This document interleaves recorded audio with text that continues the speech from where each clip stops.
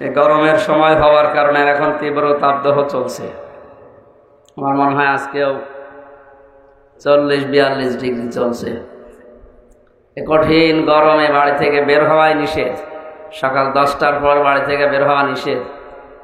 তারপরও আমরা কোরআনে কারিমের মহাব্বতে এত গরম সহ্য করার পরও যে ধৈর্য সহকারে বসে আছি, আশা করছি 2টা মাহফিল অ্যাটেন্ড করলে যে সওয়াব হতো, আজকে আল্লাহ একটাতে আমাদের তাই দেবে।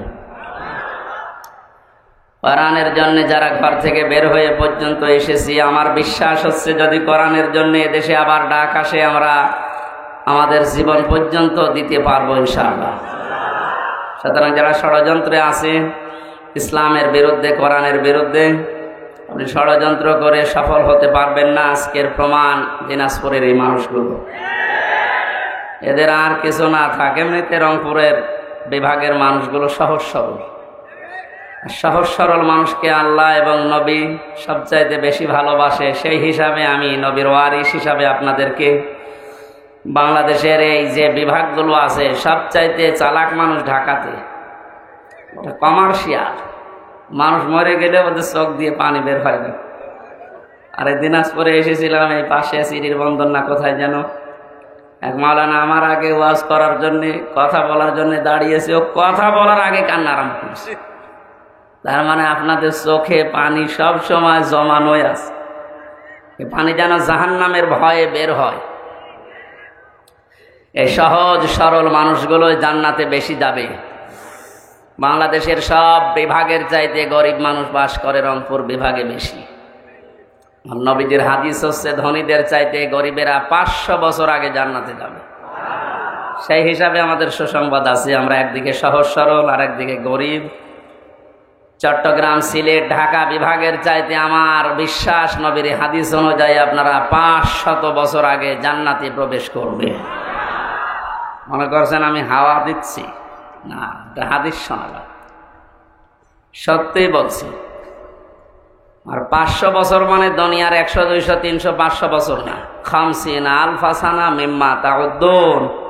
আল্লাহ তাআলা বলেন, যেভাবে তোমরা 1, 2, 3 করে গণনা করো, এভাবে 50,000 বছর যত লম্বা হয়, আখিরাতের একটা দিন হবে ওই রকম লম্বা। সেই হিসাবে 500 বছর আপনি হিসাব করেন তো, ক্যালকুলেটর নষ্ট হয়ে যাবে। এতদিন আগে আপনি আল্লাহর বানানো ওই সুখের জায়গায় প্রবেশ করাবে আল্লাহ এমনি এমনি। সুতরাং আজকের এই কষ্টটা যেন জান্নাতে যাওয়ার ওসিলা হয়ে যায়, বলেন আমিন। ইন্নাল্লাযী লাইসা ফী জাওফিহি শাই'উম মিনাল কুরআনি কাল বাইতিল খরিব। আল্লাহর নবী জানিয়েছেন, কোন মানুষের হৃদয়ে যদি কোরআন না থাকে, ওটা মানুষের হৃদয় না, উজাড় গৃহ, শয়তানের ঘর। এই জন্য এরকম অনুষ্ঠান শুধু না, বিভিন্ন প্রতিষ্ঠান তৈরি করবেন কোরআন কেন্দ্রিক। কয়েকদিন আগে 4 ভাই 2 বোন, 6 ভাই বোন মিলে তার বাবা 95 বছর বয়স, জমি জায়গাগুলো সব তারা নিজেদের নামে লিখে নিয়ে বাবাকে রাস্তায় ছেড়ে দিয়েছে। বলেন সুবহানাল্লাহ। না না, শুধু নাউজুবিল্লাহ বললে হবে? দোষ কি শুধু ওই 6 ভাই বোনের? এই বৃদ্ধর দোষ নেই? এখানে এত নড়াফড়া করেন কেন? মোবাইল বন্ধ করে রাখেন। আমরা এমনিতে গরমে কথা হয়তো ঘন্টাখানেক বলবো, হবে না। আমার শরীরের ভেতরে মনে হচ্ছে শোধ বসছে, তারপরেও তো শরীরে কিছুই নেই। আর যারা একটু স্বাস্থ্যবান, ওদের তো কি হচ্ছে। পরে বললাম আজকে আমি আসছি অনেক দূর থেকে, কালকে ছিলাম সেই পরশুদিন কোথায়, বরিশাল, মেহেন্দিগঞ্জ, এরপরে ছিলাম রাজশাহী। কালকে ফজরের আজান দিলে বের হয়েছে। বললাম যে আসর থেকে মাগরিব পর্যন্ত করো, এটা অন্তত একটু ঠান্ডা থাকবে, অথবা মাগরিবের পর থেকে এশা পর্যন্ত, ওখানে রাত নাই 10টা থেকে 11টা পর্যন্ত। ও কথা শুনে না, মানুষ এসে বসে থাকবে। আপনি একটু ফেসবুকে দিয়ে দিলেই তো হইতো, যে মানুষকে বলেন যে আপনারা আসর থেকে মাগরিব পর্যন্ত আসেন, বা মাগরিবের পরে আমি উঠবো, তাহলে একটু ঠান্ডা হইতো, আমিও কথা বলে একটু শান্তি পেতাম, এই মাহফিলটাও ভালো হতো।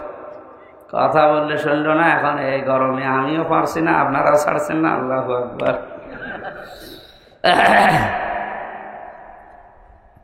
এই যে 6 ভাই বোন মিলে তার বাবাকে বের করে দিল, এই বাবার দোষ নেই মনে করছেন? না, শুধু বাবার একাও দোষ না, এদেশে শিক্ষা ব্যবস্থারও দোষ আছে। শিক্ষা ব্যবস্থায় এমন কিছু নেই যে আল্লাহর পরে যে মা বাবার স্থান এটা জানানো হয়, এরকম শিক্ষা ব্যবস্থা আমাদের দেওয়া হচ্ছে না। আর যে সমস্ত জায়গায় দেওয়া হয় ওইগুলো বন্ধ করার পায় তারা করে অনেক। আরে ভাই, এ ক্ষতি তো শুধু আমাদের একা হবে না। আমরা নয় কোরআন হাদিস শিখতে পারলাম না, তাই আপনি তো সারা জীবনে হামজার মতো যুবক থাকবেন না। 50 বছর পরে আপনারও বয়স হবে 90 বছর। আপনার ছেলে মেয়ে তখন জমি জায়গাগুলো সব নিজেদের নামে লিখে ওই মুরব্বীর মতো রাস্তায় ছেড়ে দেয়, আপনি কুকুরের খাবার হবেন। সুতরাং আগামী প্রজন্ম যেন এরকম ধ্বংস হয়ে না যায়। আল্লাহর পরে যে মা বাবার স্থান, এ বিষয়ে তো ওই ছেলে মেয়েগুলো জানেই না, অথচ সব অনার্স মাস্টার্স করা। সুতরাং আমাদের যারা প্রজন্ম আসছে, ছেলে মেয়ে হোক যাই হোক, তাদেরকে এ কোরআনে কারিমের সাথে পরিচয় করিয়ে দেওয়া লাগবে। আমার বয়স যত বাড়বে ওর মর্যাদা, আমার মর্যাদা ওর কাছে যেন আরো বাড়বে। আর যদি এইটা না থাকে, আমার দিন যত যাবে ওর কাছে আমার বোঝা মনে হবে। শেষে আপনাকে তার বর কথা মতো হোক, তার ভেতরে জ্ঞান না থাকার কারণে হোক, আপনাকে বাড়ি থেকে বের করে শেষে ডেনে পড়ে মরবেন, কুকুরের খাবার হবে। আল্লাহ অপমৃত্যু থেকে, এই খারাপ অবস্থা থেকে আমাদের জাতিকে যেন হেফাজত করেন, বলেন আমিন। আর হাদিসটা শুনলেন কত কঠিন, যে মানুষের হৃদয়ে কোরআন নেই, ওটা মানুষের হৃদয় বলা যায় না, উজাড় গৃহ, শয়তানের ঘর। কত নিকৃষ্ট উদাহরণ নবীজি দিয়েছেন বলেন। এখানে আজ হাজারো মানুষ উপস্থিত আছে, আমার মনে হয় 100 জনের 5 জনও কোরআনে কারিমের সাথে পরিচয় নেই। আর যদি শুদ্ধ করে পড়তে পারেও বোঝে না। কথা বলেন এখন। সুতরাং আমাদের অন্তর যেন মানুষের অন্তর হয়। আমি এই চোখে দেখেছি, বিশ্ববিদ্যালয়ে ক্লাস চলছে, শিক্ষককে জুতা দিয়ে পিটাচ্ছে ছাত্র, তা মাস্টার্সে পড়ে। কি শিক্ষা পেয়েছে বলেন? যে শিক্ষক তাকে পড়িয়েছে, অনার্স মাস্টার্স করিয়েছে, তারে যদি জুতা দিয়ে পিটায় ক্লাসে, ওকে ছাত্র। আমি এইটাও দেখেছি, শিক্ষক অজু করছে, ছাত্র পায়ে পানি ঢেলে দিচ্ছে, অথচ এখনো সেরকম বোঝাই না। মাত্র 6-7 বছর বয়স, কেবল ভর্তি হয়েছে আলিফ বা তাসার সাথে। বলেন, ছাত্র তো দুইটাই, ওইটাও ছাত্র এটাও ছাত্র। এটা মাস্টার্স করে ফেলেছে, এটা জানোয়ার হয়ে গেছে। আর ওটা কেবল আলিফ বা তাসা পড়ে ও এখন মানুষের মতো মানুষ হচ্ছে, যে উস্তাদ কি ওর কাছে এটা জানা হয়ে গেছে। কিছুদিন পরে যখন কোরআন পড়বে, ওয়াকাদা রাব্বুকা আল্লা তা'বুদু ইল্লা ইয়্যাহু ওয়া বিল ওয়ালিদাইনি ইহসানা, আল্লাহ পাক সিদ্ধান্ত নিয়ে ফেলেছেন, রায় দিয়েছেন, ঘোষণা দিয়েছেন। আল্লাহর সিদ্ধান্ত, রায়, ঘোষণা এটা যে আল্লাহ ছাড়া কারো ইবাদত করা যাবে না। তোমাদের মা বাবা যাদের আছে তাদের সাথে ভালো ব্যবহার করা লাগবে। এই আয়াতের সাথে যখন ওই বাচ্চাটা আর 2 বছর পরে পরিচয় হবে, পরিচিত হবে, জানবে, ও তাম দুনিয়া ওকে লিখে দিলে ও মা বাবাকেও ছেড়ে যেতে পারবে না। দিনাজপুরের মুসলমানেরা বাবার কথা মতো স্ত্রী তালাক দেওয়া জায়েজ আছে না? আন্দাজে বলে দিলে, মায়ের কথা মতো স্ত্রী তালাক দেওয়া জায়েজ আছে না? কারণ বউ শাশুড়ির ভেতরে মার মেয়ের যে সম্পর্ক, এটা 100 ভাগ হচ্ছে না, হবেও না। যদিও হয় 1000-এ 1-2টা। বৌমাগুলো শাশুড়িকে মায়ের মতো মনে করতে 100 ভাগ পারে না। শাশুড়িগুলো পুত্রবধূকে নিজের আপন মেয়ের মতো মনে করে ভাবতে পারে না। এজন্য অধিকাংশ পরিবারগুলো আর জাহান্নামের মতো হয়ে গেছে। হ্যাঁ, অভাব আছে, তাহলে অভাবে মানুষ এরকম আচরণ করবে। ওটা যদি নিজের মা হতো, আপনি এই অভাবে তার সাথে আচরণ করতে পারতেন যেটা শাশুড়ির সাথে করছে? পারতেন না। এ দোষ শুধু আপনার একা না, এ দোষ এ পরিবারের, সমাজের, এ শিক্ষা। সুতরাং এমন শিক্ষা ছেলে মেয়েকে দেওয়া দরকার, যারা আগামী প্রজন্ম দুনিয়াতে আসবে তারা যেন মা বাবা, শ্বশুর শাশুড়ি কি, তাদের জায়গা জায়গার মর্যাদা বুঝে বাস্তবে তারা আমাদের সাথে আচরণ করতে পারে, বলেন আমিন। নবী মুহাম্মদ রাসূলুল্লাহ সাল্লাল্লাহু আলাইহি ওয়াসাল্লামের উপরে দরুদ আর সালাম পড়ছি। তিনি কোরআনে কারিম প্রচার করতে গিয়ে 5টা বাধার বিশেষ করে সম্মুখীন হয়েছিলেন। নবীজিকে আল আমিন উপাধি দিয়েছিল এই মানুষগুলো। আল আমিন মানে বিশ্বাসী, আসাদেক, সত্যবাদী। অথচ এই মানুষগুলো কোরআনে কারিম পাওয়ার পর 5টা বাধা দিয়েছে। নবীজিকে সর্বপ্রথম তারা পাগল বলে ঘোষণা দিয়েছে। কি বলে? কিয়ামত পর্যন্ত কোরআনে কারিম নিয়ে যারা নাড়াচাড়া করবে এদেরও এই 5টা বাধা মাস্ট বি আসবে। তার 1 নম্বরে পাগল। 1 নম্বরে কি? আরে পাগল বলার কারণ কি?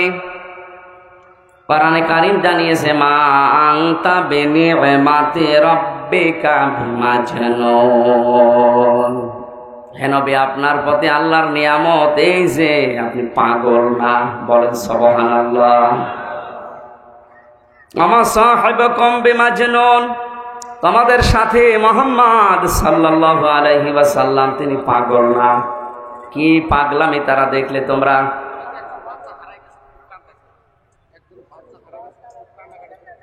এখন কি করা যাবে? একজনের বাচ্চা হারিয়ে গেছে, রাব্বি। এই বাচ্চাটার নাম রাব্বি। যদি কেউ পেয়ে থাকেন দেখেন, নাম জিজ্ঞাসা করেন, করে স্টেজে নিয়ে এসে দিয়েছেন। ও স্টেজে আছে, কারো যদি হয়ে থাকে প্রমাণ দিয়ে নিয়ে যান, যাত্রার বাচ্চা নিয়েছেন।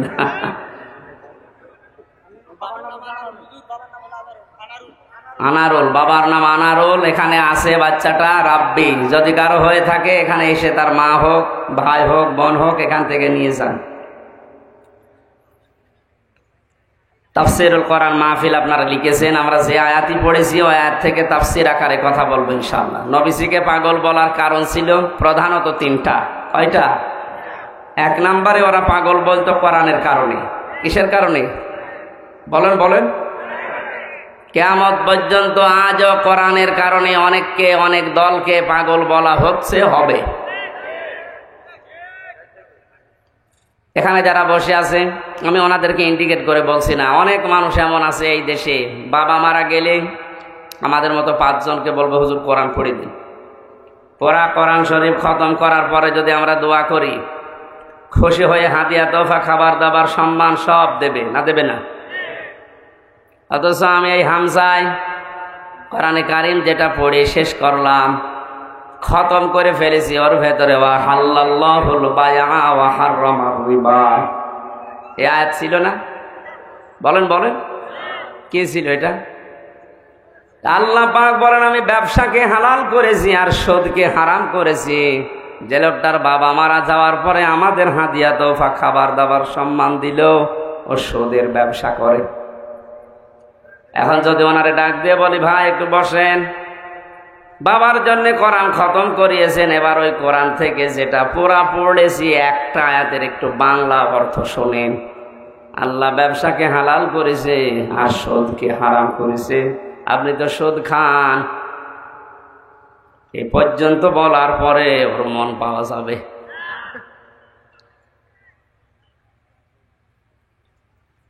ও মনে মনে ভাববে, কারে নিয়ে আসলাম? ওই জামানায় মুহাম্মদুর রাসূলুল্লাহ সাল্লাল্লাহু আলাইহি সাল্লামকে 1 নম্বরে তারা পাগল বলতো, কারণ নবীজি যখনই আয়াত নাজিল হওয়ার পরে তেলাওয়াত করে শোনাতেন, আবু জেহেল, আবু লাহাব তো আর আমাদের মতো বাংলা ভাষা, ইংরেজি ভাষা না, ওদের ভাষায় আরবি বললে ওরা বুঝে ফেলতো যে মোহাম্মদ বলতে চায় কি। আমরা এতিমের মাল আত্মসাৎ করে খাই, আর কোরআনে কারিমের আয়াত পড়ে আমাদেরকে জানাতে চায় যারা এতিমের মাল খায় তারা জাহান্নামের আগুন খায়।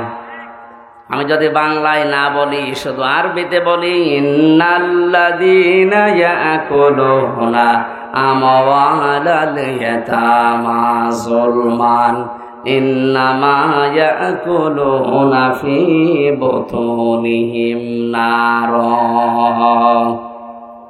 এ পর্যন্ত বলার পরে কিছু বুঝেছেন?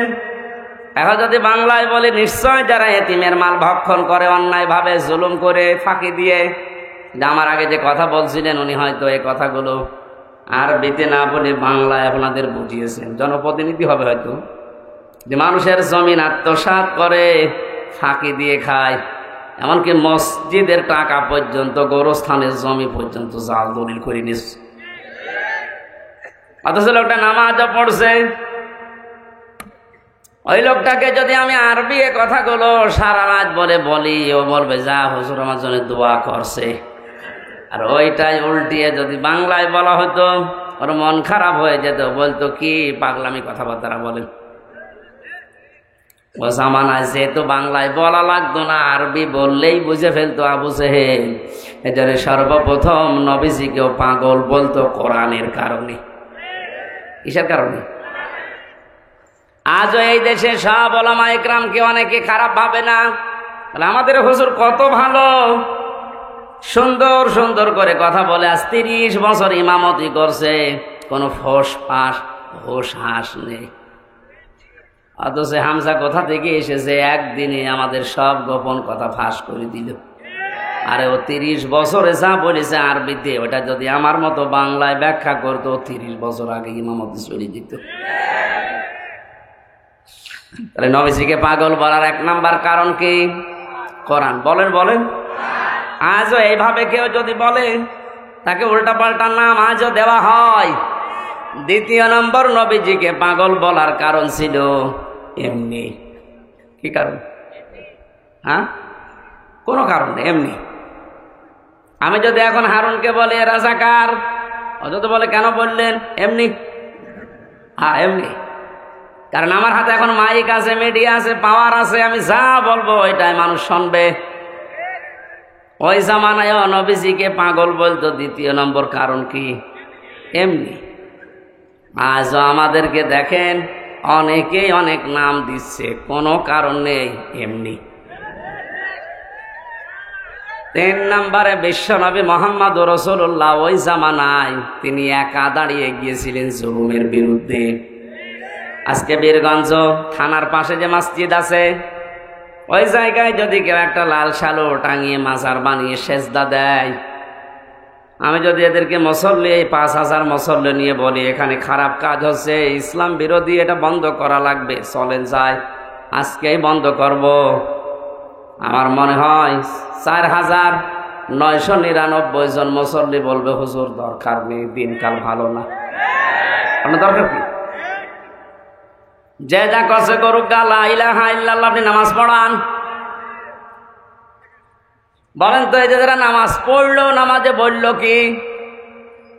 তা'মুরুনা বিল মা'রুফ ওয়া তানহাউনা আনিল মুনকার। আয়াত দিয়ে ইমাম সাহেব নামাজ পড়িয়েছিল, যারা সৎ কাজে আদেশ করে, অন্যায় কাজে বাধা দেয়। তা আল্লাহর বিরুদ্ধে শিরিক চলছে, আপনি নামাজের শিক্ষাটা কাজে লাগাবেন না? এখন যদি আমি ইমাম হয়ে ওই 5000 ভালো ভালো মুসল্লিকে নিয়ে যেতে চাই, এই 1500 বছর পরেও যদি ডিজিটাল যুগে এই মুসল্লিরা বলে না আপনি কি পাগলামি করছেন, দিনকাল ভালো না, তাহলে 1500 বছর আগে নবীজি একা একদিকে আর তামাম দুনিয়া সব একদিকে। কত বড় জাহেল ছিল তারা! আল্লাহর ঘর কাবা শরীফের ভেতরে পর্যন্ত 360টা মূর্তি তুলেছিল। বলেন কত বড় জাহেল তারা! সেই জামানায় নবীজি একা দাঁড়িয়ে বললেন লা ইলাহা, কিচ্ছু মানি না। বলেন ওই সময় তারা পাগল বলবে না কি বলবে? আজ এই ডিজিটাল যুগে এত ভালো মানুষ যদি আমারে মেনে নিতে না পারে, পাগলামি মনে করে। এই জন্য নবীজিকে পাগল বলার যতগুলো কারণ আমরা পেয়েছি, কোরআনে কারীম প্রচার করতে গিয়ে আজও পৃথিবীতে যদি বিশ্ব নবীর মতো কেউ দাঁড়িয়ে যায়, তার বিরুদ্ধে এরকম উল্টা পাল্টা পাগলের নাম আসতে পারে, কিন্তু আমরা পিছপা হব না। ইন্না লাকা লাআজরান গায়রা মামনুন। এর পরের আয়াতে আল্লাহ জানিয়েছেন, হে নবী কোরআনে কারীম প্রচার করতে থাকেন, এর পুরস্কার, নিরবিচ্ছিন্ন পুরস্কার আমি আল্লাহ আপনাকে দেব। সুতরাং সেই কোরআন প্রচার করার জন্যে এই প্রচণ্ড গরমে আমি বাড়ি থেকে বের না হলেও পারতাম। জেলে 3 বছর ছিলাম, আমার সংসার চলেনি, আমার বাবার চা আছে চলার মতো। এত কষ্ট করে সেই 450-500 কিলো দূর থেকে আসার আমার দরকার ছিল না। আমি কোরআনের এই আয়াত যেদিনই পড়েছি, ওয়া ইন্না লাকা লাআজরান গায়রা মামনুন, হে নবী কোরআন প্রচার করতে গিয়ে বাধার সম্মুখীন হলেও এটা নিয়ে যদি আপনি দাঁড়িয়ে যান, আপনাকে আমি নিরবিচ্ছিন্ন পুরস্কার দেব। এটা শুধু নবীজির জন্য না, গায়রা মামনুন, নিরবিচ্ছিন্ন পুরস্কার কিয়ামত পর্যন্ত কোরআন আলাদেরকে আল্লাহ দান করবেন। আল্লাহ আমাদের সবাইকে যেন এই আয়াতটা আমল করার তৌফিক দেন, আমিন। কোরআনে কারিমের সূরা মারিজ থেকে 10 নম্বর আয়াত থেকে শুরু করে আমরা তেলাওয়াত করে তাফসীর আকারে কথা বলবো ইনশাআল্লাহ। মাত্র 1-2টা আয়াত পড়েছি যেহেতু, দেখি এরপরে আমরা কি পাই। কোরআনে কারিম থেকে একটু তেলাওয়াত করেন আগে, গরম তো, আস্তে আস্তে পড়েন। আউযু বিল্লাহি মিনাশ শাইতানির রাজিম, বিসমিল্লাহির রহমানির রহিম। ওয়ালা ইয়াসআলু হামীমুন হামীমা।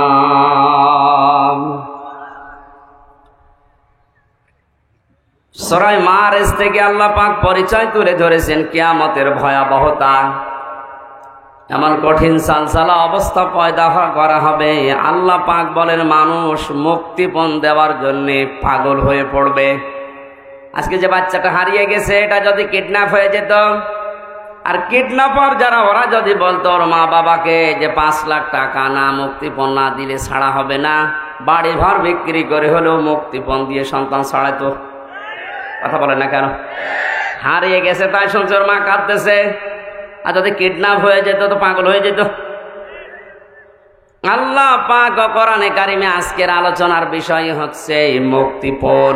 কি কত বড় কঠিন অবস্থা তৈরি করলে এই যে ডাকাত, কিডন্যাপার, যারা হাইজাকার, যারা সন্ত্রাসী, এরা মানুষকে তুলে নিয়ে যারা মুক্তিপণ চায়, বিভিন্ন নদী এলাকায়, সাগর এলাকায় যারা বসবাস করে, এই জেলেদেরকে অনেক ডাকাতরা তুলে নিয়ে যায় নদী থেকে, সাগর থেকে, পরিবারের কাছে খবর পাঠায় যে মুক্তিপণ দেওয়া লাগবে 10 লাখ 5 লাখ, নয়তো ছাড়া হবে না।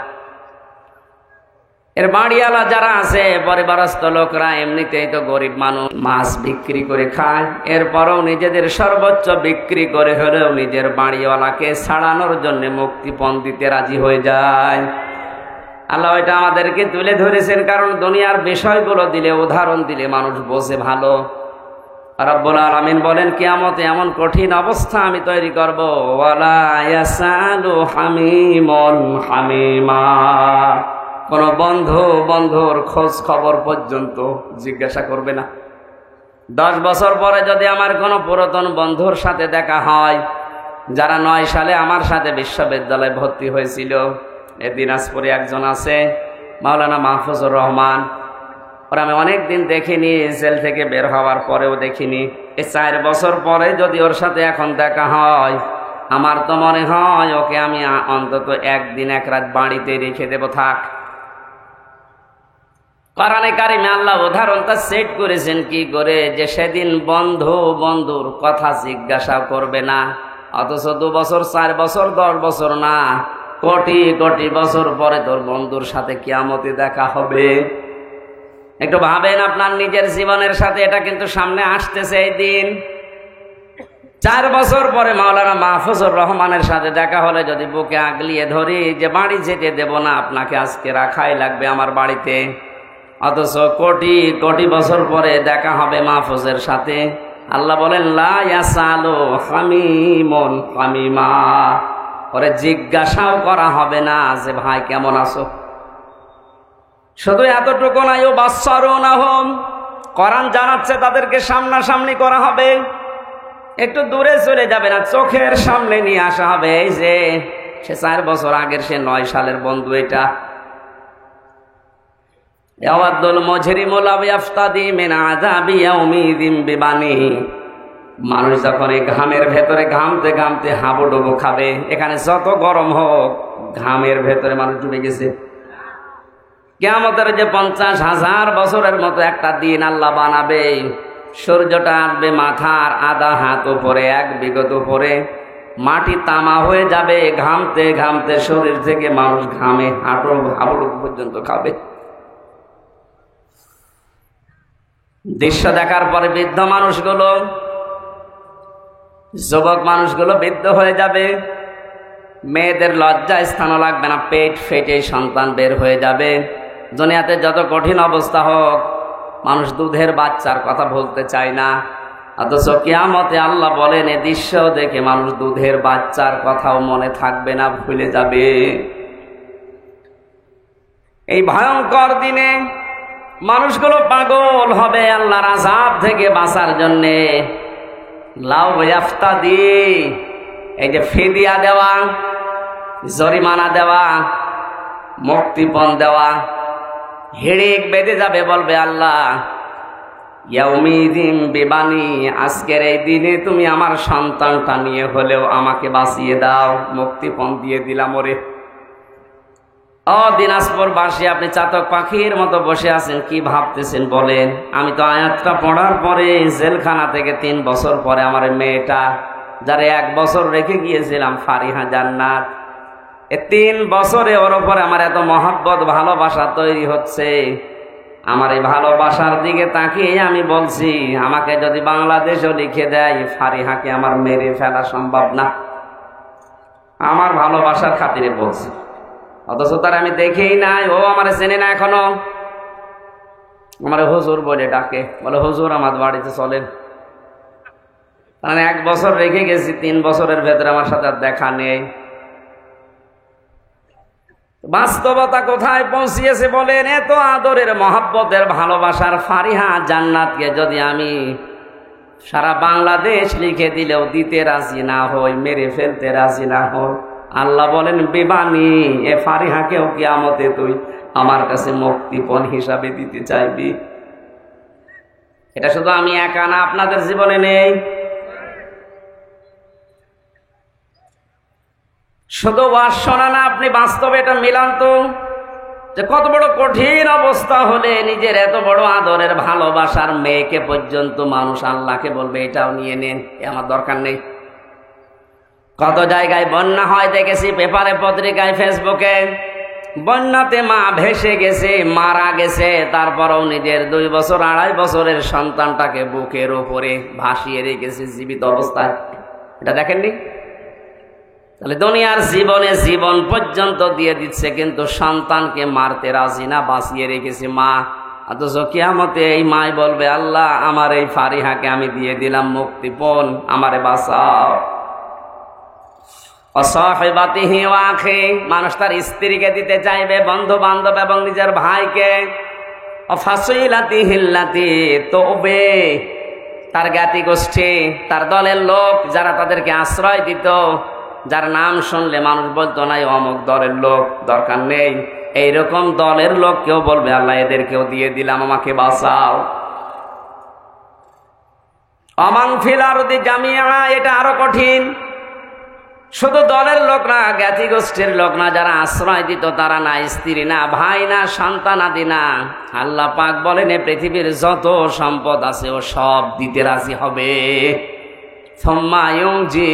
এরপরও সে বলবে আল্লাহ আমারে নাজাত দাও, আমাকে বাঁচাও।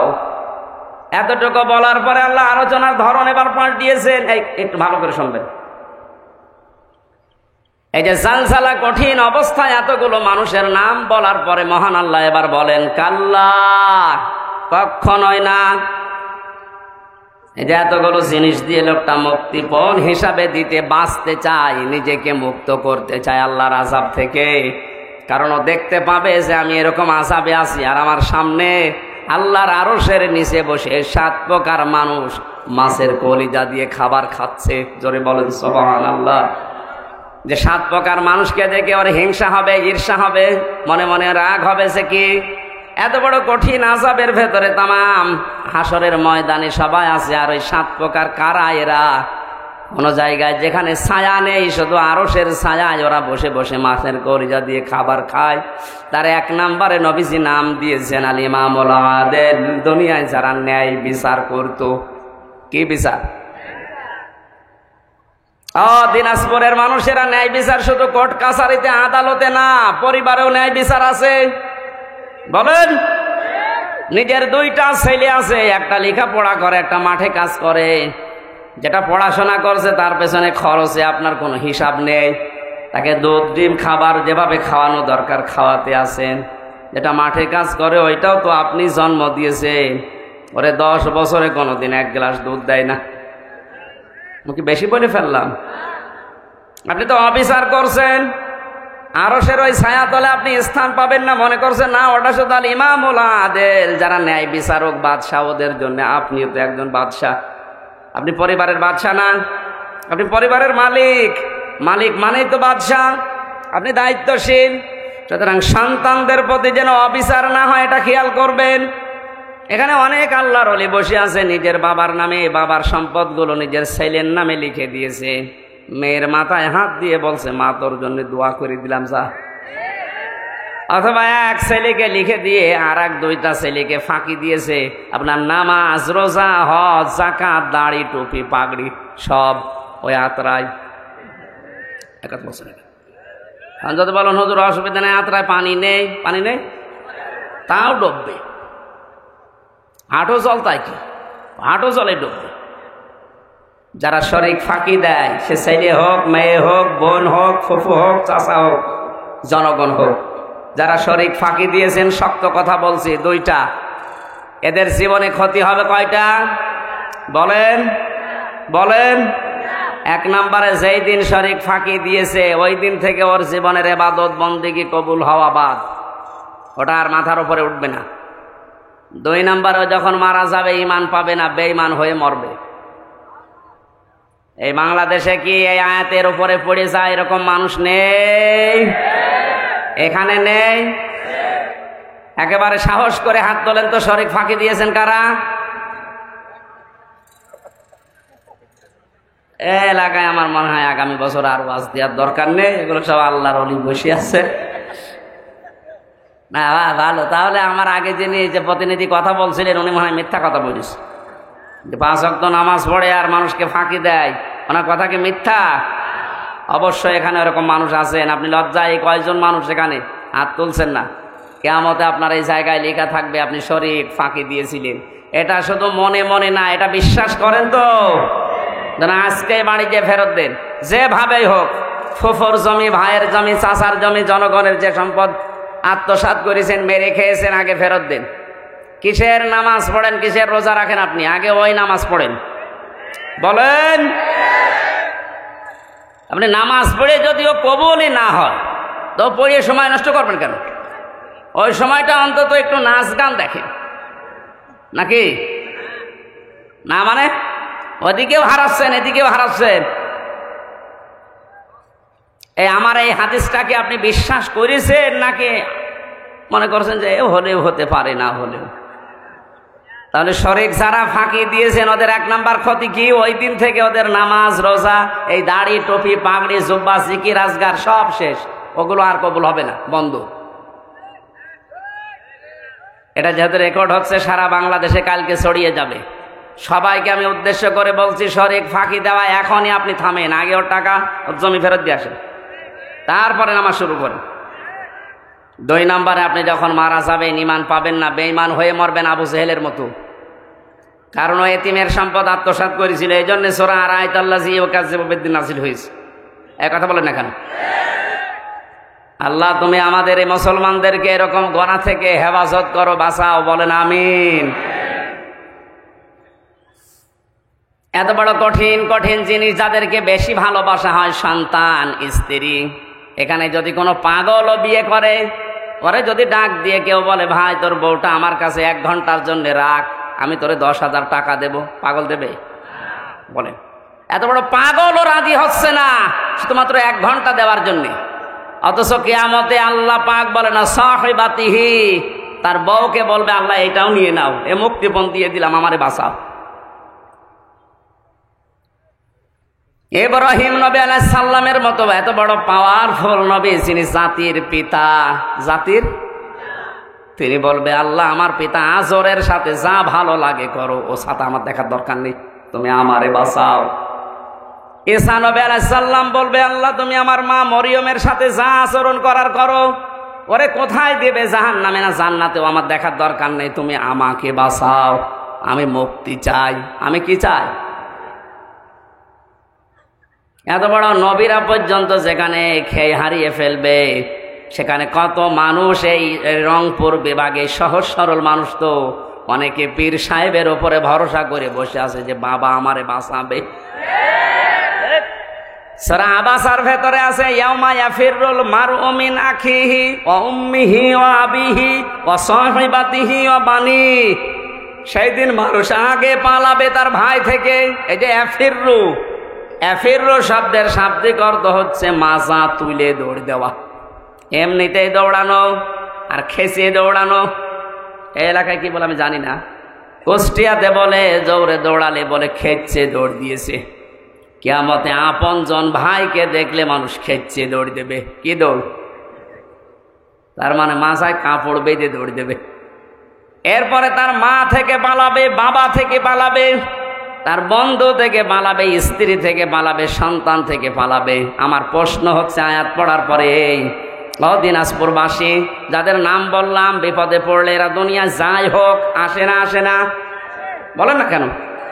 যত বড় শত্রু আপনার ভাই হোক, বিপদে যদি ওই রকম পড়েন, ওর এই রক্তের টানে হলেও আসবে। কিছু দেয় দিক, না দেয় না দিক, কথা বলে না কেন? আপনার ভাইয়ের কথা আল্লাহ, মায়ের কথা, বাবার কথা, স্ত্রীর কথা, সন্তানের কথা, বন্ধুর কথা, নেতার কথা, 7 প্রকার মানুষের নাম দিল। যারা আসবে তাদের নাম আল্লাহ দিয়েছেন, বলেন না এরাই পালাবে আগে, তাও যেমন তেমন না, মাজা দৌড় দিয়ে পালাবে। তাহলে আমার তো মনে হয় যারা আজ বিভ্রান্তিতে আছেন সারা বাংলাদেশ সহ ভারতে, বাংলাদেশ আর পাকিস্তানে, অনেকে আশা করে আছে কিয়ামতে আমার বাবা যান, আমার দাদা যান, আমারে বাঁচাবে। আরে ভাই, আল্লাহর কসম, কোরআনে কারিমের সূরা আবাসা কসম দিয়ে বলছি, কিয়ামতে অনেক পীর বলবে আল্লাহ আমি পীরই ছিলাম না, আমি মরিদ পাবো কোথায়, আমি তো পীরই ছিলাম না। কারণ আপনার মা যদি বলে আমার বিয়ে হয়নি, আমি সন্তান পাবো কোথায়? পীর সাহেব এটা বলতে পারে না, বলেন? সুতরাং কারো উপরে আন্দাজে ভরসা করে সময় নষ্ট করেন না। বন্ধু বন্ধুর পরিচয় দিতে রাজি না। সন্তান আদি মানুষ আল্লাহর দরবারে বলবে এগুলো মুক্তিপণ দিলাম, আমাকে তুমি নাজাত দাও, বাঁচাও।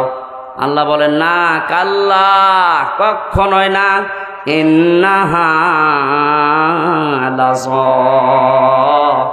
অবশ্যই তোমাদেরকে আমি আল্লাহ লাযা নামক দরজা দিয়ে প্রবেশ করাবো। কোন দরজা বলেন? এখানে যারা প্রধান অতিথি, বিশেষ অতিথি আছে, এনাদেরকে যদি এখন জিজ্ঞাসা করেন, আমার মনে হয় যতটুকু বিশ্বাস ওনারা পারবে না। জাহান্নাম কয়টা জিজ্ঞাসা করেন তো, বলেন? দেখেন দেখি না, জাহান্নাম একটা। আপনি তো কোরআন হাদিস পড়েননি ওইভাবে, দেখলেন? চেয়ার নিয়ে বসে আছে, অথচ জাহান্নাম 7টা বলছে। উনি শুধু এখানে এই মুরব্বীরে জিজ্ঞাসা করেন না, তাই বল কয়টা জাহান্নাম, কয়টা? একটা বলছে। 7টা বলে পার পাচ্ছে না, একটা বলছে। কয়টা? 8টা বলছে, আর একটা বেরিয়েছে। ধমক দিলে আমার মনে হয় আরো বাড়বে না। এই ভ্রান্তিটা কাটানো দরকার। অনেকেই ভুলের ভেতরে আছে। এই অতিথি ভাই,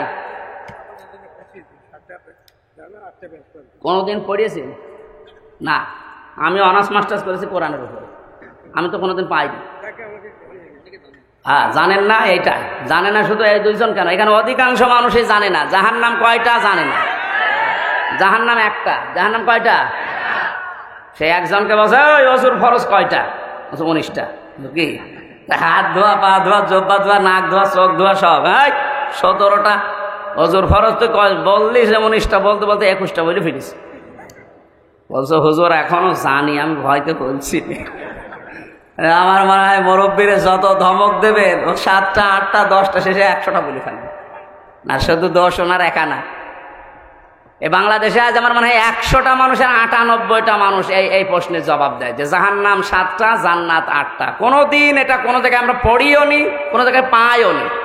ওই শুনে শুনি কি করি, ওই যে বললাম নবীকে পাগল বলতো, 2 নাম্বার কারণ কি ছিল? কিসে? কোনো কারণ নেই, এমনি বলতো। আমরা আজ এমনিতে এরকম বলি, কোনো জায়গায় কিন্তু পাইনি। কোরআনে আল্লাহ জানিয়েছেন সূরা হিজরের, এটা মুখস্থ করে রাখবেন। সূরা হিজরের 44 নম্বর আয়াত, আল্লাহ বলেন লাহা সাবাতু আবওয়াব, জাহান্নামের দরজা 7টা। কয়টা বলেন? জাহান্নাম কয়টা? একটা। লিকুল্লি বাবিম মিনহুম জুজউম মাকসুম, পৃথিবীতে যে যেই ধরনের অপরাধ করবে আল্লাহ তাকে ওই দরজা দিয়ে জাহান্নামে প্রবেশ করিয়ে ওই শাস্তি দেবে। তাহলে এক এক জায়গার শাস্তির ধরন এক এক রকম। কথা বলেন না কেন? আজকে যে দরজার আলোচনা করছি দরজার নাম লাজা। নাম কি? কয়টা জাহান্নামের দরজা বলেন?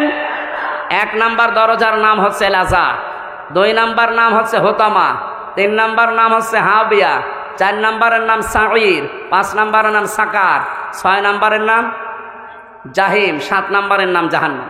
এই জাহান্নাম একটা দরজার নাম। তাহলে জাহান্নাম একটা দরজা। দুনিয়াতে যে যেই ধরনের অপরাধ আমরা করছি কিয়ামতে আল্লাহ ওই দরজা দিয়ে তাকে প্রবেশ করিয়ে ওই রকম শাস্তির ব্যবস্থা ওখানে রেখেছে। আমি রিমান্ডে যে 10 দিন ছিলাম ওখানে এক একজনের শাস্তি এক এক রকম। যারা অস্ত্র নিয়ে ধরা পড়েছে, যারা মানুষ মার্ডার করেছে, ওদের যে রিমান্ড, ওখানে প্রথমে নিয়ে গেলে যদি স্বীকার না করে যে এই নখ তুলে নেয়। আমারও প্রথমে বলছিল যে এই যে মেশিনপত্র সব আছে, এখন জিনিসপত্র তোলা হবে। তার মানে ওই রকম জায়গা ওর জন্য আলাদা মাটির নিচে ঘর আছে, ওই ঘরের ভেতরে কোনো আওয়াজ নেই, শুধু ক্যামেরা ফিট করা, চোখ কাপড় দিয়ে বাঁধা, কালা কাপড় দিয়ে পেছনে হাত বেঁধে দেওয়া, পা মাটি থেকে একটু শূন্য করা, 11 ঘন্টা দাঁড়িয়ে থাক, কোনো কথা বলতে পারবে না। কি কঠিন অবস্থা বলেন! কেউ নেই, মাটির নিচে কোনো শব্দ নেই। ওই পাশ দিয়ে মনে হয় ড্রেন ছিল, একটু আওয়াজ হচ্ছিল মাঝে মাঝে, যখন কেউ পোশাক পায়খানা করছে ওই পাশ দিয়ে পানি যাচ্ছে, মনে হচ্ছে যা না দুনিয়ায় আসি। হঠাৎ পা যদি মাটিতে একটু পড়ে যায়, ও তো ওই 7 তলা থেকে ক্যামেরায় দেখতেছে, একটু মাটিতে পা পড়ে গেলে শুধু আওয়াজ দেয়, 1-1.5 ঘন্টা 2 ঘন্টা পরে এই কোনো আওয়াজ নেই। আমি জোহর, আসর, মাগরিব, এশা 4 ওয়াক্ত নামাজে একবারে পড়িস। নামাজ কখন যাচ্ছে, কখন কয়টা বাজছে, দুনিয়ায় কিচ্ছু জানি না। এই যে জায়গাটা, এখানে কি সবাইকে নিয়ে যায়? মুরগি চুরি করে ধরা পড়েছে, ওরা এখন নিয়ে যাবে? ওরে 2টো থাপ্পড় দিয়ে বলবে ক টাকার মুরগি চুরি করে, টাকাটা দিয়ে চলে যা। আর যে মার্ডার করে এসেছে, যে লোকটা অস্ত্র নিয়ে ধরা পড়েছে, ওরা 2 থাপ্পড় দিয়ে বিদায় করবে? ওর কাছ থেকে স্বীকারোক্তি নেওয়ার জন্য ওর ঘর আলাদা আছে, ওর রিমান্ডের জায়গা আলাদা নেই। আল্লাহ বলেন দুনিয়াতে যে যে ধরনের অপরাধ করো তারে ওই দরজা দিয়ে প্রবেশ করিয়ে আটকিয়ে দেব, এইবার ভেতরে আমি চালাবো মেশিন। তার 1 নাম্বারে কি বললাম? লাজা। বলেন এটা এত বড় ভয়ঙ্কর জায়গা। আমি কোরআনে কারিম থেকে এবার শোনাচ্ছি, উদাহরণ দিলে মনে থাকে ভালো, এজন্য আগে বলে নি আপনাদের জন্যে। 1 থেকে 5 পর্যন্ত পড়ানো হয়, কি বলে ওইটার? প্রাইমারি। কি বলে ওটার নাম? Primary school. বলেন তো কি? ওখানে ক্লাসরুম 5টা দরজা আছে। এটা জানেন তো? যে যেই ক্লাসে পড়ে ওই দরজা দিয়ে সে প্রবেশ করে। ক্লাস 2তে পড়ে, ও কি 5 ক্লাসে যে বসে থাকতে পারবে? আর বসে থাকলে ওরা স্যার থাকতে দেবে? বলবো তোরে এখানে আসতে হলে এখনো 3 বছর পড়া লাগবে, তুই বের হয়ে তুই ক্লাসে যা। আল্লাহ বলেন লিকুল্লি বাবিম মিনহুম জুজউম মাকসুম। পৃথিবীতে যে যেই ধরনের কাজ কারবারে থাকবে, কিয়ামতে আল্লাহ ওই দরজা দিয়ে তারে প্রবেশ করিয়ে ওই রকম কেসেম দেবে, এসএম দেবে। কেসেম মানে অংশ, ওই অংশটা তারে দিয়ে শাস্তির ধরন তাকে বোঝাবে। এই লাশ হওয়াটা খুব কঠিন। আমরা দেখি লাশ হয় যাওয়ার জন্য যে কাজগুলো দুনিয়ায় মানুষ করে, আমরা ওই কাজে আছি কিনা। যদি থাকি আল্লাহ বলেন ওখানে প্রবেশ কর। ওখানে প্রবেশ করার পরে কি হবে সেইটা এবার আসে। কাল্লা, কখনোই না। তোর মুক্তিপণ আমি একটাও নেব না, তোর সন্তান আমি নেব না, তোর স্ত্রী নেব না, তোর ভাই নেব না, তোর জাতি গোষ্ঠী যারা তোকে আশ্রয় দিত, তোর দলের লোক, ওগুলো আমার দরকার নেই। তামাম দুনিয়ার সম্পদ দিলেও আমি নেব না। তোরে আমি প্রবেশ করাবো জাহান্নামের লাজার হুতমা নামক দরজা দিয়ে। এবার আপনি নিজের সাথে মিলাবেন। কাল্লা ইন্নাহা লাযা নাযাআতাল লিশশাওয়া। এই দরজা দিয়ে প্রবেশ করার সঙ্গে সঙ্গে আগে চামড়া খসে যাবে। এই কথাটা শুনতে যত সহজ মনে হচ্ছে, বাস্তবতা কি অত সহজ? কি এমন ঘর আল্লাহ বানিয়েছে যেখানে ঢুকলে চামড়া খসে যায়? এ ঘরের ভেতরে আল্লাহ প্রবেশ করাবে কাদের? যে মানুষগুলো সত্যকে সত্য জানার পরও মেনে নিতে চায় না, মুখ ফিরিয়ে চলে যায়। আর বাংলাদেশে এই প্রকার মানুষ এখন বেশি। ইব্রাহিম আলাইহিস সালাম আল্লাহকে খুঁজেছিলেন না, খোঁজেননি? প্রথমে চাঁদ দেখে মনে করেছিলেন এইটাই আমার খোদা, এটাই আমার আল্লাহ। যখন ডুবে গেল বলছে না, যে ডুবে যায় ও আমার মালিক হতে পারে না। তারকা দেখার পরে মনে করলেন না, এটা আমার মালিক হবে। যেই ডুবে গেল বলছে না, এই আমি মানি না। সূর্য দেখার পরে বলে বিশাল, এইটাই আমার মালিক হবে। যেই ডুবে গেল সন্ধ্যাবেলা বলে না, এইটাও আমি মানি না। হযরত ইব্রাহিম ওই সময় যা দেখেছিলেন সব যেহেতু অদৃশ্য হয়ে যায়, সব ডুবে যায়, অস্তমিত হয়ে যায়। তিনি তখন জাতির সামনে দাঁড়িয়ে ঘোষণা দিয়েছিলেন, ইন্নী ওয়াজ্জাহাতু ওয়াজহিয়া লিল্লাযী ফাতারাস সামাওয়াতি ওয়াল আরদা হানিফা ওয়া মা আনা মিনাল মুশরিকিন। জোরে বলেন আল্লাহু আকবার। এটা আজ অনেকে জায়নামাজের দোয়া মনে করে না। এটা জায়নামাজের দোয়া না, জায়নামাজের আলাদা দোয়া আছে। কেউ যদি জায়নামাজে দাঁড়িয়ে এটা পড়ে তার সওয়াব হবে, কিন্তু এটা জায়নামাজের দোয়া না। নবীজি এটা পড়তেন কখন? যখন তাকবীরে তাহরিমা দিতেন আল্লাহু আকবার, এরপরে বলতেন ইন্নী ওয়াজ্জাহতু। আর আমরা উল্টিয়ে ফেলেছি, আগে পড়ে নিয়ে তারপরে বলে আল্লাহু আকবার। এখন থেকে নিয়মটা পাল্টিয়ে নেবেন, কারণ এই কথার ভেতরে এমন এমন মারাত্মক চারটা বিষয় আপনি আল্লাহর সাথে স্বীকৃতি দিচ্ছেন। ইন্নী, অবশ্যই আমি, ওয়াজ্জাহতু, আমার এই চেহারাকে, ওয়াজহিয়া লিল্লাযী ফাতারাস সামাওয়াতি ওয়াল আরদা হানিফা, আমার এই চেহারাকে আমি ফিরিয়ে দিলাম। চেহারা মানে শুধু এই মুখমণ্ডল না, আমার এই মুখমণ্ডল তো আছে আমার কর্মজীবনে, প্র্যাকটিক্যাল লাইফে যত কিছুর দিকে আমার মুখ ছিল, আমার স্ত্রীর দিকে, সন্তানের দিকে, টাকা পয়সার দিকে, ক্ষমতার দিকে, এই ভোটের দিকে, যত দিকে মুখ ছিল সব কিছু থেকে ফিরিয়ে আমি হানিফা, একনিষ্ঠভাবে আল্লাহর দিকে আমি ফিরে আসলাম, যিনি আসমান আর জমিনের উদ্ভাবক। ওমা আনা মিনাল মুশরিকিন, হে আল্লাহ আমি কিন্তু মুশরিক না। আমি কি না? আমি কারো সাথে শিরিক করি না তোমাকে, আমি কারো সাথে শরিক করি না। তুমি একা আছো। কুল হুয়াল্লাহু আহাদ আল্লাহুস সামাদ লাম ইয়ালিদ ওয়া লাম ইউলাদ ওয়া লাম ইয়াকুল লাহু কুফুওয়ান আহাদ। এই কথাটা আপনি দাঁড়িয়ে দাঁড়িয়ে স্বীকৃতি দিচ্ছেন। এ মুখ দিয়ে বলা যত সহজ, নিজের প্র্যাকটিক্যালে মিলানো অত সহজ না। কেউ যদি নামাজে এই কথা বলে দাঁড়িয়ে যায়, আল্লাহ আমি কিন্তু সব দিক থেকে মুখ ফিরিয়েছি, ও নামাজ পড়ার পরে কখনো আমার আল্লাহর আইনের সাথে শিরিক করতে পারে না। পারে না কেন? কারণ শব্দটা ছিল হানিফা, হানিফ না হানিফা, একটা টান আছে। আমি একনিষ্ঠভাবে ফিরে এসেছি, আমার এই কথার ভেতরে কোনো দুই নাম্বারই নেই। বলেন আপনি নিজের থেকে নিজে স্বীকৃতি দিলেন যে আমি দুই নাম্বার লোক না, আমি শুধু লোক দেখানোর জন্য এটা পড়ি না, সত্যি সত্যি পড়েছিলাম আল্লাহ আমি তো মুশরিক না, তোমার আইনের সাথে তোমার ক্ষমতার সাথে আমি কাউকে শরিক করি না। তুমি যে সব পারো এটা আমি বিশ্বাসও করি। আল্লাহ যেটা পারে ওটা অন্য কেউ পারে, এই বিশ্বাস করার নাম শিরিক। বিশ্বাসের নাম কি? সন্তান দিতে পারে শুধুমাত্র কে? বিয়ে করার পরে 100 বছর সংসার করছেন, সন্তান হচ্ছে না, এটা আপনার দোষ। কার দোষ?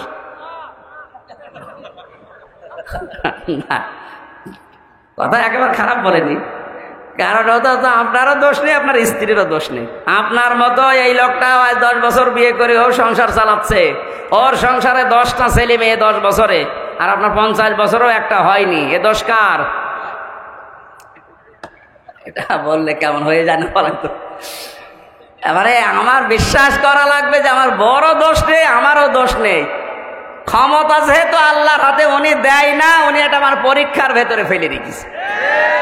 এটার জন্য আমি মরা পীরের কাছে কবরে যাব, জিন্দা পীরের কাছে যাব, এটা শিরিক হবে। আমি এই জন্যই তো হানিফা বললাম যে আমি একনিষ্ঠভাবে ফিরে এসেছি, কারো দিকে আমার আর মন নেই, মুখ নেই। ওমা আনা মিনাল মুশরিকিন, আমি মুশরিক না। ইব্রাহিম আলাইহিস সালাম আল্লাহকে খুঁজে পেয়েছিলেন কষ্ট করে, আর আমাদের চোখে আঙ্গুল দিয়ে আলেমরা দেখিয়ে দেয়, এরপরও সত্য জানার পরও মানে না। তাহলে আপনি প্রবেশ করবেন কোন দরজা দিয়ে? বলেন বলেন। এবার বলেন আপনি, বাংলাদেশে লাজা দরজা দিয়ে যাওয়ার মতো মানুষ আছে না নেই? এখানে নেই? যারা সত্যকে জানার পরে অহংকার করে মুখ ফিরিয়ে চলে যায়।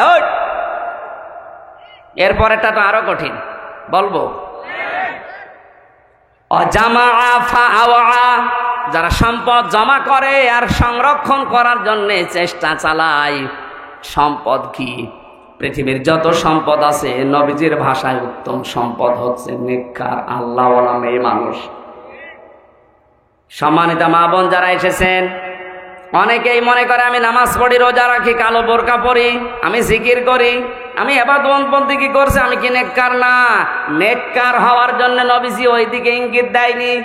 আল্লাহর নবী বলেন, নেককার নারী দুনিয়ায় ওইটা যার ভেতরে 4টা গুণ পাওয়া যায়। 1 নম্বরে, স্বামী যখন বাইরে থেকে বাড়িতে আসে, দুনিয়ার সব কাজ বাদ দিয়ে যারা স্বামীকে খুশি করার জন্য চেষ্টা চালায়। এরকম মহিলা এখন ঘরে ঘরে। এই মহিলা নেই, এই জন্য অনেকেই পরকীয়া প্রেম করে। আপনি তো ঠিক বলবেনই, কারণ এলাকায় এসব চলছে। সম্মানিত মা বোনেরা, আপনাদের স্বামীরাই দেখেন স্বীকৃতি দিচ্ছে এরা পরকীয়া প্রেম করে, এই কারণে আপনার কাছে রেসপন্স পায় না, আপনার কাছে যেটা পাওয়া দরকার পাচ্ছে না। এই জন্য শুধু স্বামীরা একা দায়ী থাকবে না, আপনারও দোষ আছে। আপনাকে বাদ দিয়ে যে মহিলার সাথে এই স্বামীটা লাইন করেছে, তার ভেতরে যা আছে আপনাকে আল্লাহ তাই দিয়েছিলেন। কথা বলে না কেন? কি জিনিসের কারণে ওর মন ওই দিকে চলে গেল? এখন অনেকে মহিলারা বলে যে হুজুর ওর নেশারই খারাপ। না, নেশার আপনি খারাপ করেছেন কেন? আপনি সব ওসাড় করে দিতে পারেন না, তাহলে তো আর আল্লাহর ওলি ওই দিকে যাচ্ছে না। সুতরাং আপনি নেককার হওয়ার জন্য স্বামীটা এটা আকাশের চাঁদ মনে করেন। এ বাড়িতে যখনই আসবে মনে করবেন এটা পৃথিবীর শ্রেষ্ঠ মেহমান। নবীজির স্ত্রী হযরতে মাইমুনা রাদিয়াল্লাহু তাআলা আনহা নিজেকে পরিপাটি করে গোসল করে সুন্দর করে সাজিয়ে বিছানায় নতুন চাদর বিছিয়েছে। আশপাশের মেয়েরা এসে ডাক দিয়ে বলে, মাইমুনা কে আসবে এমন এত সুন্দর করে সাজিয়েছে ঘর? হযরতে মাইমুনা বলে, পৃথিবীর শ্রেষ্ঠ মেহমান আমার স্বামী আসবে। মহিলারা হেসে ফেলেছে, ডাক দিয়ে বলে, স্বামী আবার মেহমান হইল? হযরতে মাইমুনা বলে, মেহমান না মানে তাম পৃথিবীর শ্রেষ্ঠ মেহমান আমার কাছে আমার স্বামী।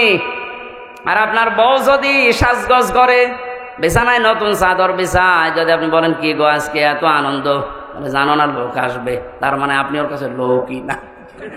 আপনি কি? আপনি শুধু ওই খোকার বাপ, তাছাড়া আপনি লোক না। ওর কাছে লোক হচ্ছে ওর বিয়াই। না, মেয়েরা যদি নেককার হতে চায়, 1 নম্বরে স্বামী আসলেই সব কাজ ওর বাদ। নবীজি এমনও জানিয়েছে, যদি চুলার উপরে দুধ গরম হয়ে উতলিয়ে পড়ে যায়, যাক ও দরকার হয় 500 টাকার দুধ মাটিতে পড়ে যাও, তাও স্বামীর ডাকে সাড়া দাও। আজ মেয়েরা যদি একটু সাড় দিত, এই রেসপন্সটা আমাদের দিকে এগিয়ে যেত, আজ হাজারো পরিবারে পরকীয়া প্রেম মুক্ত হয়ে যেত। আমার তো বিশ্বাস হয় না, মনেও হয় না যে মানুষ পরকীয়া প্রেম করবে কি দিয়ে, এমনি শরীর চলে না। হ্যাঁ, ইন্ডিয়া হারবাল, কলকাতা হারবাল ছাড়া ওর শরীরই চলে না। এরপরও যদিও লাইন করে বসতে হবে, অবশ্যই পরিবারে ঝামেলা আছে। মা বোনদেরকে আমি ভালোবাসি, আশা করছি আপনি উজাড় করে দেবেন সময়, সম্পদ, আপনার শরীর সব আপনার স্বামীর জন্যে। যেই মহিলা স্বামীকে দেখানোর জন্য, খুশি করার জন্য সাজগোজ করে, ওটা তার ইবাদত হিসাবে গণ্য হয়ে যায়। স্বামীর কাছে আসার 10টা নিয়ম আছে। কোন মহিলা যদি স্বামীর কাছে আসতে চায়, প্রথমে যতটুকু পরিষ্কার পরিচ্ছন্ন হওয়া দরকার তার পোশাক, তার শরীর, সে যেন করে আসে। 2 নম্বরে যদি সমর্থ থাক, সে যেন পারফিউম ব্যবহার করে, আতর, সেন্ট। ওরা এগুলো ব্যবহারও করে বাজারে যাওয়ার সময়। যদি মার্কেটে নিয়ে যান, তখন দেখবেন সাজের বাহার কি। সম্মানিত মা বোন যারা চুল খুলে বাজারে যান, বিভিন্ন অনুষ্ঠানে যান, যেই কয়টা চুল পর পুরুষে দেখবে, ওই কয়টা সাপ কিয়ামতে কামড় দেবে। আর বাড়িতে থাকাকালীন যেই কয়টা চুল আপনার স্বামীর সামনে বের হয়ে থাকবে, অতগুলো সওয়াব আল্লাহ লিখে দেবে।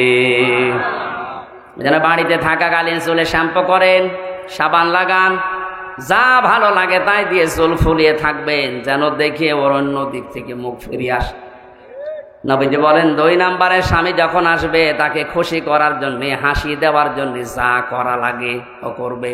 কোন স্বামী যদি পছন্দ করে যে আমার বউ ব্লাউজ গায়ে দেবে, হাতা কাটা, ও যেন তাই দেয়।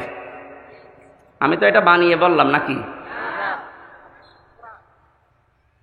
3 নম্বরে স্বামী যেটা পছন্দ করে ওটা যদি জায়েজ হয়, আপনার জীবন থাকতে ওটা আপনি মেনে নেবেন। কথা বোঝেন? স্বামী পছন্দ করছে বিয়ের পরে যেন মা বাবা আমাদের সাথে থাকে, কিন্তু অনেক বউ এটা পছন্দ করে না, মানেও না। এরকম বউ দেশে নেই? এই যে দিনাজপুরে বৃদ্ধাশ্রম তৈরি হয়েছে, এটা কি খেলা করার জন্যে? এই বউদের কারণে। আরে বউদেরকে হাওয়া দেয় এই বর মা আর ওর বড় বোন, ওখান থেকে হাওয়া লাগায় যে তাড়াতাড়ি আলাদা হ, খুব আরামে খেতে পারবি। আপনি অপেক্ষা করেন, আপনাকেও ঠিক ওই বৃদ্ধাশ্রমে পাঠানোর জন্য আপনার পেটের এই সন্তান আপনাকে পাঠাবে।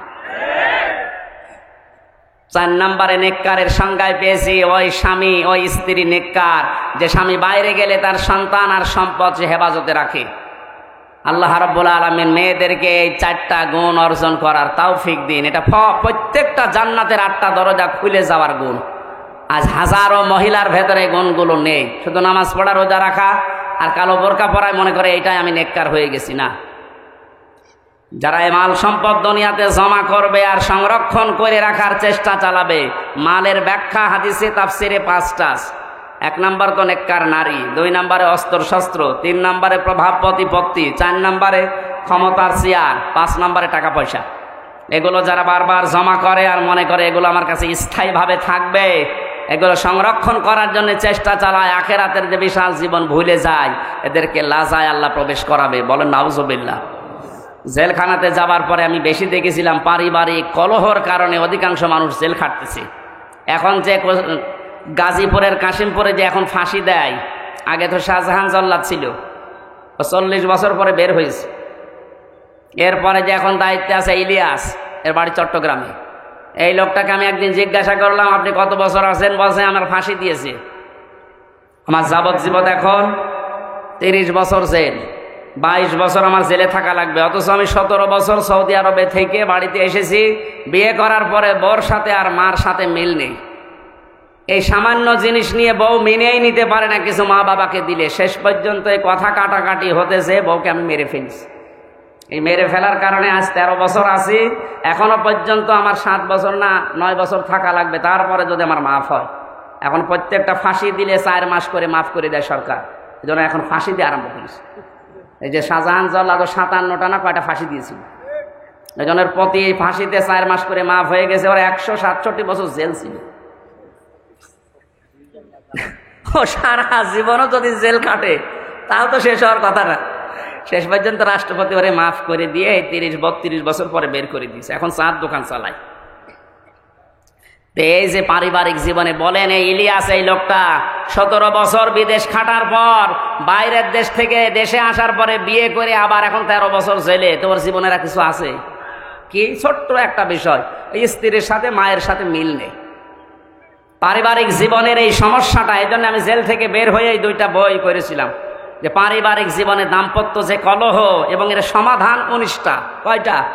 এই যে মানুষ পরকীয়া প্রেম করে, বউ শাশুড়ির মিল নেই, এগুলো কোরআন আর হাদিসের নোট করে করে লিখেছি, আপনার মেয়েদেরকে নিয়ে যেয়ে দেবে।